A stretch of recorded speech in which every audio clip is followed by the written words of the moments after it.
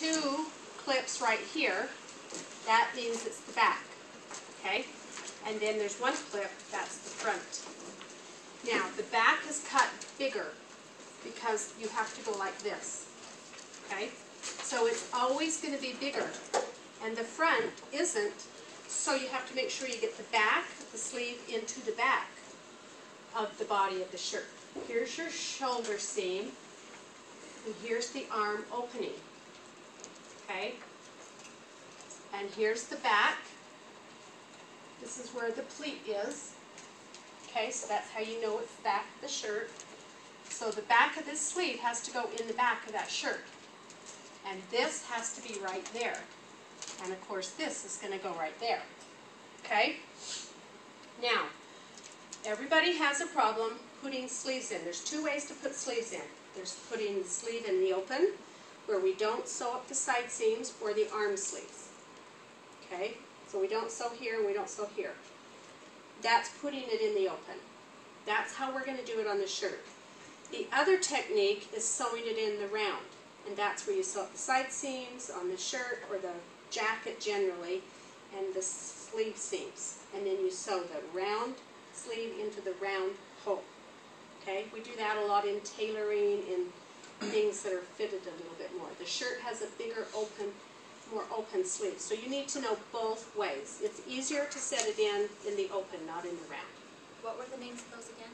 In the round, I call it in the open, which is just in the open area. Okay? Now, here's the problem with most people. They don't think about the anatomy. The shoulder is the narrowest curve on your body, right?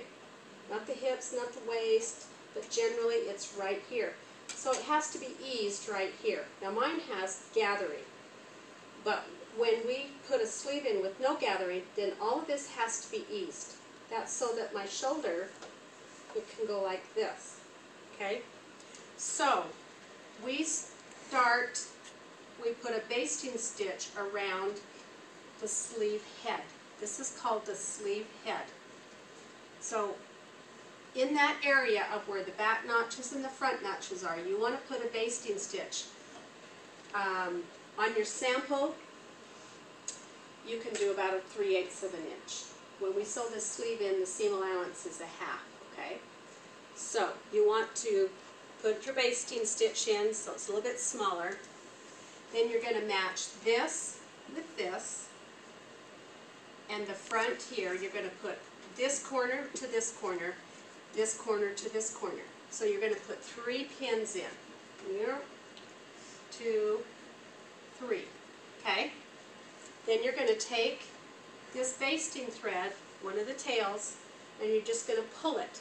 So what it does, it kind of gathers this up a little bit. That's all your fullness that you've added in. So then we're shaping that sleeve head.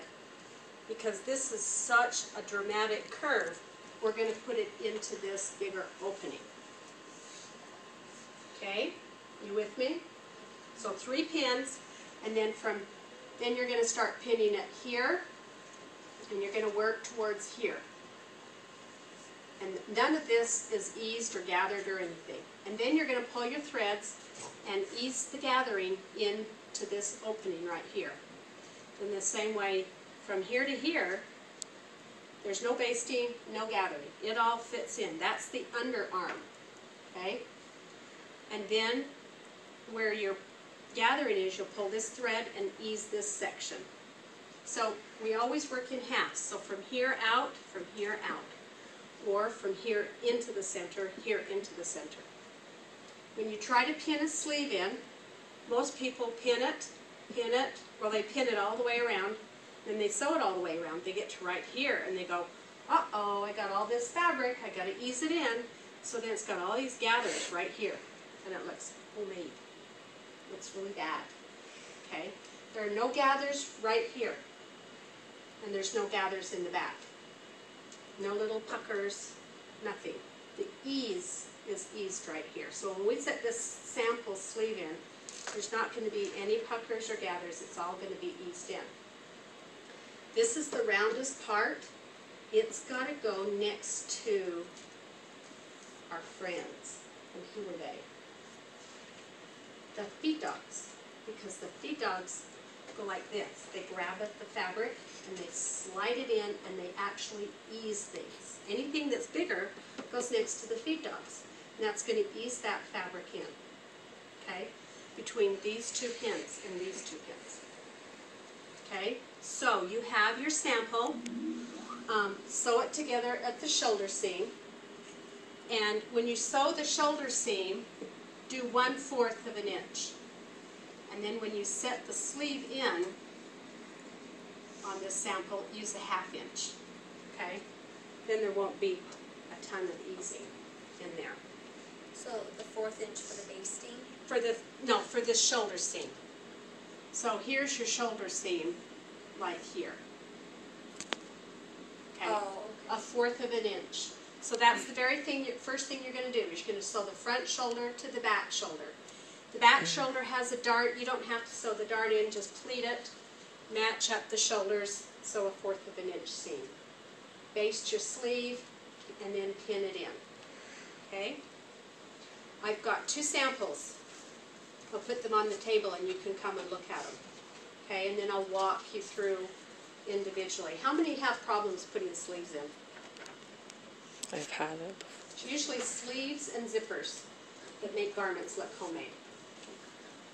Okay?